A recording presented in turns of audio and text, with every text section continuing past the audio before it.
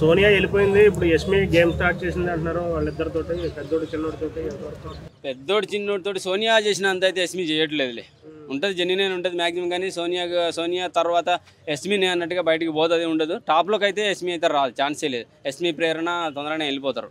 Next week ఈ Sunday 9కి అయితే 100%. ఆ తర్వాత ఎస్మికి కానీ ఎస్మి కాదు మణికంఠకు పడవచ్చు పిడి. టాప్ 5లో నిఖిల్, నబీలు, సీత, పృథ్వీ అండ్ విష్ణుప్రియ ఉండొచ్చు. మణికంఠ నమ్మకం లేదు. ఆ ఏడుపు సార్లు కూడా ఏం ఏడుపురా నాయన, ఏడుపు దగ్గర ఏడుపు ఒకటి. ప్రోమోలో చూసారా వాళ్ళ వైఫ్ నుంచి ఒక లెటర్ వస్తే ఆపేయడం వల్ల యష్మి తీసుకురాలేదు, నిఖిల్ తీసుకొచ్చింది లెటర్ ప్రోమోలో.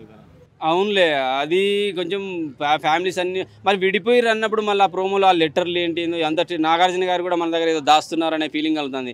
బిగ్ బాస్తో పాటు నాగార్జున గారు కూడా మోసం చేస్తారు. సార్ అది తప్పు సార్, మీరు 8 మాకు స్టార్టింగ్ ఫస్ట్ వీక్లో చూడగానే ఇంట్రెస్ట్ లేదు, నార్మల్గా ఉంది, ఇంగ్లీష్ మాట్లాడుతున్నారు అన్నాను. సెకండ్ వీక్లో మీరు తిట్టేశారు అంటే బయట వీడియోలు మీరు చూస్తున్నారు. సో బయట మీరు ప్రతి ఒక్కటి చూడండి, మాకు మంచిగా అనిపించేలా ఆడిపించండి, అంతేగాని మీరు డిసిజన్లు తీసేసుకుంటే వాళ్ళని తిట్టాల్సి వస్తుంది, మిమ్మల్ని కూడా తిట్టాల్సి వస్తుంది. ఇప్పుడు బిగ్ బాస్లో ఉన్న కంటెస్టెంట్లు మిమ్మల్ని తిడతారో మీరు బయటికి పంపించేస్తున్నారు. సో మా ఓటింగ్ కూడా వాళ్ళకి ఏం జరుగుతుందో చెప్పాలి, మా మాటలు కూడా చెప్పాలి.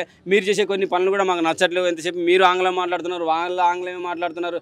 నాగార్జున అన్నయ్య మిమ్మల్ని సినిమాలు చూసేసి మెచ్చుకున్నాం, హోస్ట్గా బాగా పనిచేస్తున్నారు కానీ ఎక్కడ షో అక్కడే, సినిమానే, హోస్టే, బిగ్ బాసే. సో బిగ్ బాస్ లాగానే చూస్తాం, సినిమాలతో కంపారిజన్ చేసుకోదలుచుకోలేదు, చెయ్యం కూడా.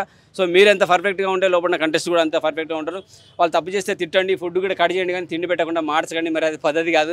తిండి పెట్టడానికి కూడా డబ్బులు లేవా అనే ఫీలింగ్ మాలో కూడా కలుగుతుంది. ఎందుకంటే మంచి ఏసీ పెట్టేసి, మంచి కాస్ట్యూమ్స్ ఇచ్చేసి, మంచి బెడ్లు ఇచ్చేసి, ఏది కంట్రీ డిలైట్ పాలు ఇచ్చేసి, మెగాస్టార్కు నచ్చిన పాలు అని చెప్పి వెళ్తారు. ఆ పాలు కూడా అడ్వర్టైజ్మెంట్ చేపిస్తున్నారు, వాళ్ళు దాపిచ్చేస్తున్నారు.